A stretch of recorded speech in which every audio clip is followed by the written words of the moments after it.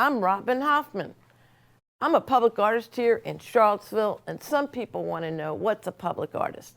Well, a public artist can be somebody who is in front of CHS, which is at the high school of the humanities for me. I mean, they have amazing orchestra, won a lot of awards, and during the time that I've been in Charlottesville, I've listened to their music out on the pavilion, and just, I couldn't believe it was a high school.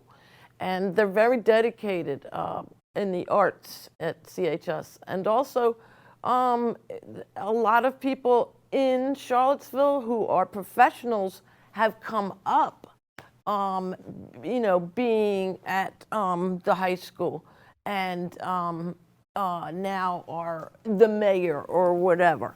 And so, but what I want to say is, you know, as a public artist, I'm also, I do workshops in Charlottesville and elsewhere, but one of the things that school provides is our future. So we, you know, if you're a teacher, and I do want to put a little message here just now, because Beryl Sola has passed away.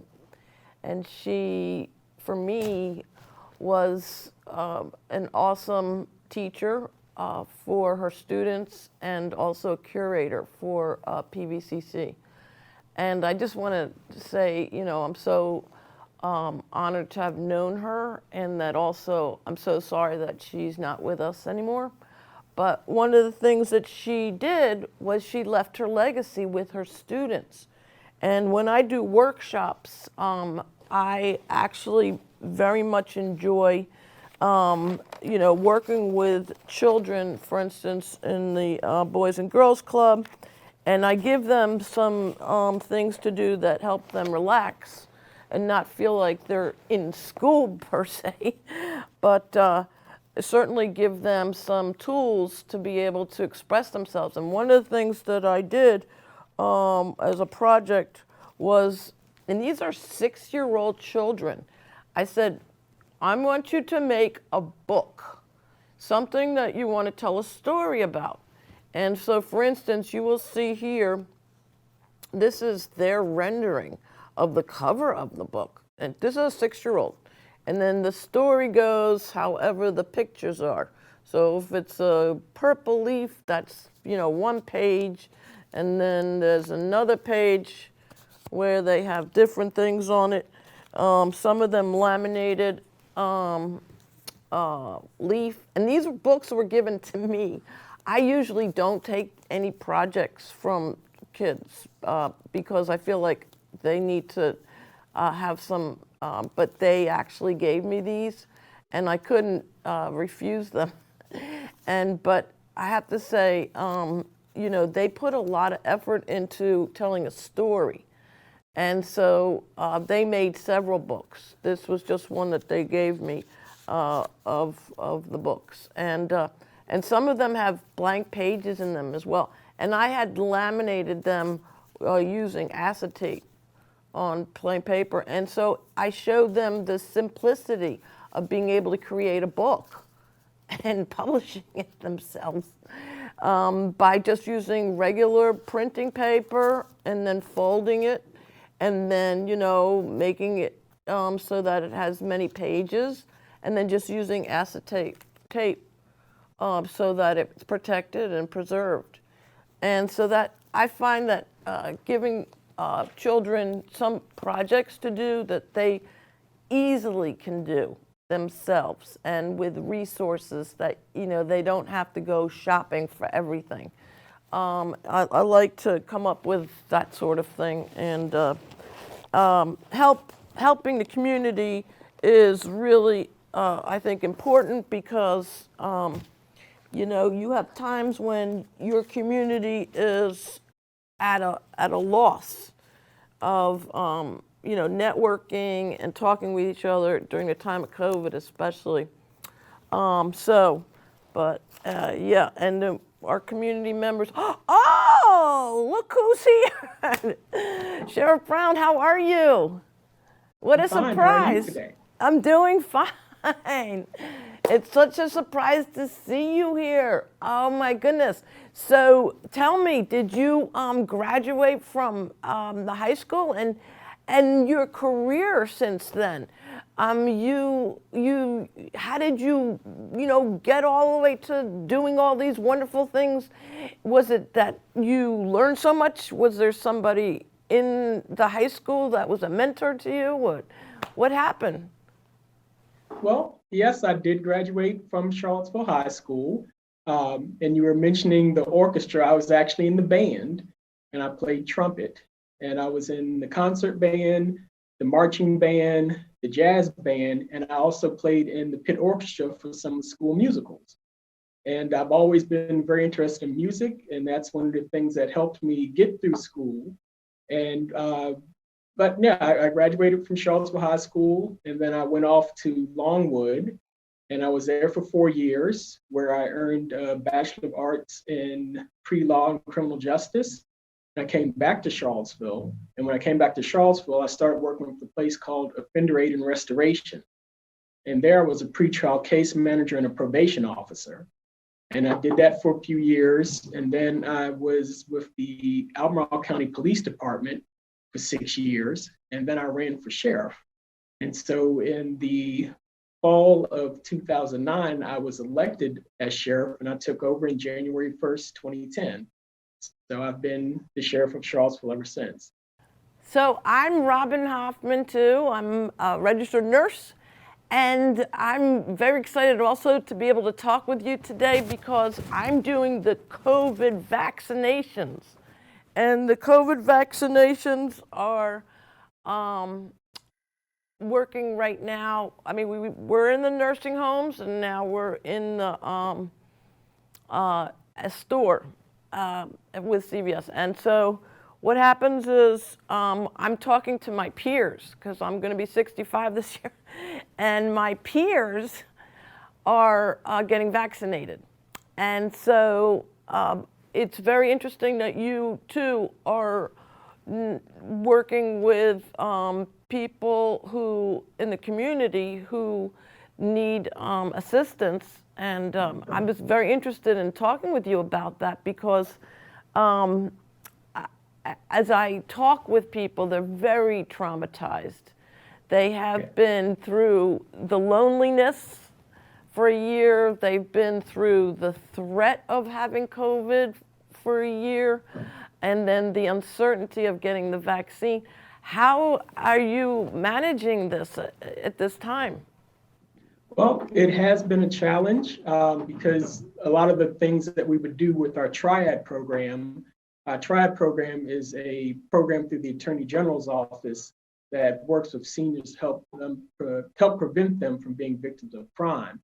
And so we go over various things such as scams and frauds when they're online, shopping safety, home safety. We have a program called Files of Life, which is basically lists people's medications and it's placed on a refrigerator with an envelope. It's a magnetic pouch. So first responders have been and are being trained to look for that if they respond to someone's home and they're unable to communicate with them, to check for that Files of Life to see what medications and point of contacts and doctors and all those things. But these are the things that we would go around and do at the various nursing homes in the community. We would also sometimes do things at the senior center, which is just now the center, but we would do presentations there as well. But during the pandemic, we haven't been able to do those things. We haven't had the groups gather for us to do presentations and work with seniors as much. So it has been quite a challenge. So we've been we've been doing our meetings virtually, and seniors are invited, and anyone in the community is invited to attend the meetings and see what all we're doing. And we have been trying to find ways to try to keep up and check on the seniors in the community. I know for me, my grandmother is 102, and being 102 years old, we want to make sure that she doesn't get the virus or anything. So when I go to visit, I stay outside and talk through a screen door or storm door. It's a glass door, but I'll talk to her through there. And a lot of times it's really just trying to still have some sort of communication with the seniors. And if it's visiting from a distance, that's one of the things that they like. They still want to have contact with people. I also work with the seniors too. I do this thing every year at the colonnades where I sit down and I do set up my easel, and then I have them sort of in rows behind me as an audience. And then I have the subject where I'm doing the caricature, and I engage with the other people who are watching and say, I want you to tell me if this is capturing this person at the end. So they pay attention to my conversation, which is usually, so what's your favorite color? What did you do in life? And that sort of thing. And I think that you, especially, and even with the kids, you have all these programs. You must have like a favorite story. Well, yes, there are a good number of stories, and some of them, involving seniors, some are involving the children, because we do programs where we reach out to the schools and we would go in and do presentations on bullying, so that kids could identify, if they found a classmate was being bullied and what to do, how to report that to the teacher or the school administrators and custodial staff if they're there, to let them know that someone's being picked on and everything. So we've done those bullying programs. We've gone in when they've had Black History Month programs. We've gone in when they've had programs on local government, because as a sheriff, I'm actually a local, an elected official. And so when they've had those parts in government, we've gone in to have those discussions about local government. And we've tried to do as much outreach as we can. Obviously, the past 12 months or so, we haven't been able to, do much in the schools because the schools aren't really in session for, the vast majority of people. And I know the schools are trying to figure out a plan for the kids to return. So when they do that, we'll be able to start doing those things more. But I recall this one particular case where we had done a bullying presentation, and afterwards there was this little girl that came up, and she was trying to tell us that she had, about how she had been bullied and how she didn't know what to do because the other kids had been picking on her, and she, for some reason, didn't feel comfortable enough to tell the teacher what was going on. And so she told me. And so, of course, I met with the teacher and, was talking to the teacher. This is before we left. And I was telling her, what some of the kids were saying to this little girl.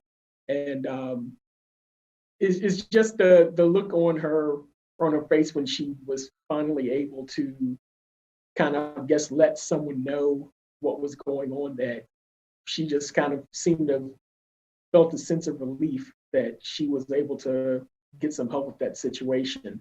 And so I don't know if she just hadn't spoken with her parents or, guardians or whoever's at home. I don't know if she hadn't spoken with them about it, and it didn't get back to the school. But it's like that was her first time of expressing her sadness of how she had been treated by her classmates and things that were going on. And it was just, when talking with her, so of course, when you're talking with kids, you need to get down to level. So you're down on the knee and you're having that little conversation face to face. And when she was telling me what was going on, and I told her I was going to talk to someone about it, just the look on her face was, it was worth it to just do this program for the entire city to get, one person to be able to open up about things that were going on. I think that's what Hillary Clinton said or somebody said is what it takes. It's a village. And that certainly you understand the community, and you're communicating with that person for the first time in her life, probably, face to face was probably remarkable. And I wanted to share too, I for 14 years, I was a certified school nurse in Paterson, New Jersey. And because it was unionized, we had a lot of levels of standards that we had to complete, including running a clinic, but also we had to teach twice a week in the classroom, health. And so for me, it was the community. It was the having to have the certainty of being able to let them know that I was there for them and their families and the employees and the teachers and the staff when they needed me, that I would be able to try to be resourceful and that sort of thing. But so I try to carry it from the classroom into the clinic as well when we did physicals and that sort of thing.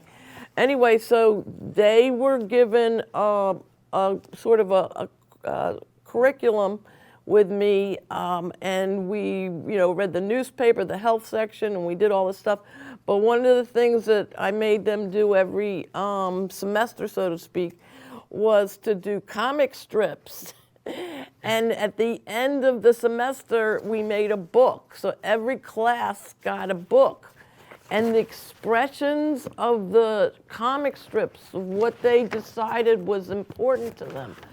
And then they saw it in a collective, like all the kids had a copy of the book. The principal used to hate me because I would copy a lot of stuff, but, and then also they would come up with logos. They made their own, curriculum book. Like, so this was like, they did it in teams. So this was a photograph of them showing the cover of their book, so to speak. This was one team. And, but anyway, I wanted to say that as a nurse, I so appreciate that you humble yourself to the point so that people don't feel threatened. Everybody now for a year has been traumatized. We have a lot of stress because we don't get to see the reality of being with other people. And I can't even imagine what a whole generation of children who are coming up seeing masks, how that's going to turn out. Do you have a lot of crisis type of calls because of COVID, do you think? Well, here, because we have the sheriff's office and the police department is one that primarily responds to those types of calls initially, but there has been an increase in just basically in people seeking mental health evaluations or needing placement. And so just the whole process has been quite busy. There have been times where the state hospitals were unable to take people because sometimes they would end up having someone test positive for COVID, and they've got to deal with that. They have to try to address it to make sure it doesn't spread. There have been times where we would have someone that needed to have some sort of mental health treatment and not actually have a place to take them to our state hospitals. So then we are really relying on the private hospitals for people to go to those. But there has been an increase. And obviously, when you look at the pandemic and the way things are, you have people who have lost their jobs. So you have people dealing with depression and issues from not having employment opportunities, facing some housing challenges because of that, and generally not having that socialization that people are used to. It's a little bit better in the summer because you can do some outdoor activities and some outdoor dining. But here we are in February, and we're getting snow and ice, and you can't really be outdoors, and it's very limited with anything indoors.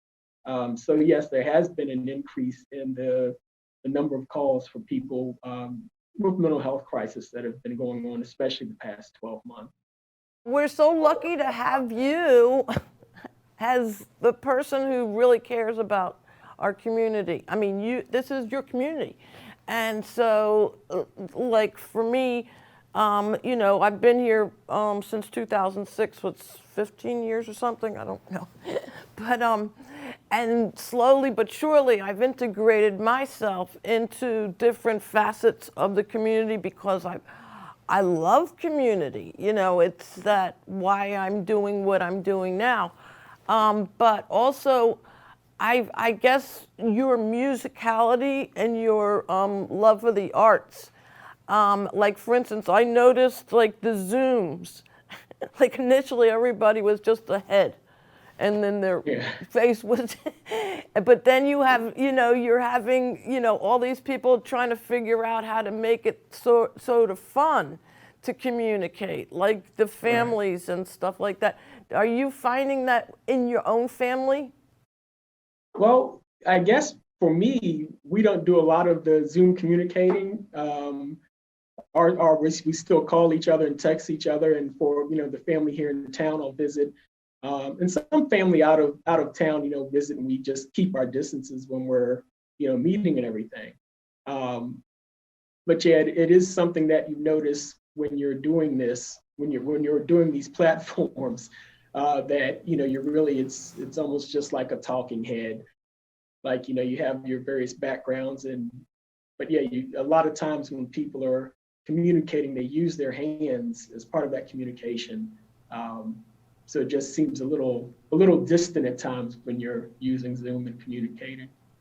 And so also I was thinking that, we're having more, I guess, TV watching than usual.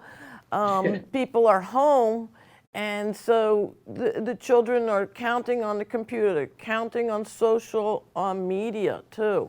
They're counting on the Zoom, they're counting on being able to talk to their teachers and that sort of thing. And I just feel like it's something that we can learn from too, that, what we miss so much, to be a part of Charlottesville, it means really, for me, from the very beginning when I'm here, I would walk down the downtown mall before even the pavilion was here, and then, Sissy Basic or somebody would be there saying hello to everybody. And, you could just walk around and, and you of all people should be telling me about that because, like when I walk down downtown mall, I'd see people go, hi, so-and-so, and hi, so-and-so. But it's sort of changed a lot. And then I don't think people appreciate it as much. What do you think about that? So for me, I remember when downtown was actually still a roadway and sidewalks. I remember before they bricked over the downtown mall. There was a grocery store down there called Reed's. There's still one on Preston Avenue, but there's a grocery store called Reed's that's across from where the parking garage is. And back then, they actually had a basement parking garage, and you could come up a set of stairs in the back of the grocery store and come in and do your shopping. And you would, of course, pay for everything at the front register. Then you could go back into the store and exit through the stairs downstairs to get into parking garage if you had a vehicle. And it's just one of those strange things because you look back now and it's like, I don't think any store would set up where people could come in and out from a back entrance without having to, go through the checkout lanes. People could get a cart full of groceries and go out back.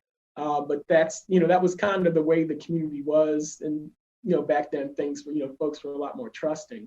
And I remember when they were having a discussion about bricking over the mall, folks were complaining about, the vendors rather were complaining about being able to get their products to the stores and not having parking and everything. And so now they just kind of use the side streets. But just growing up, there was a lot of communication. People would, strangers would say hi to each other, and things have changed over the past few years in one sense, but it is still a generally friendly community, and people are.